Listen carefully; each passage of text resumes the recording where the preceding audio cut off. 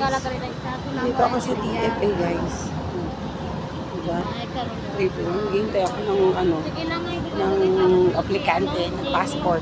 Ayun. Dito ako, naghihintay. Sobrang init. Hindi talaga ako nakapasok doon. Dami naman tao sa McDo kasi. Yan o, sila nag-aabang din. Sobrang daming tao sa sobrang daming tao dito ngayon, promise. Yun. Diba? Ngayon na lang ulit ako naka-video. O, diba? Hanggang dun. O, diba? Passport. Ayan pa sila, o. Yan. Diba? Waiting lang din sila ng passport. Kami ni, pa natapos kami. Diba? Dami.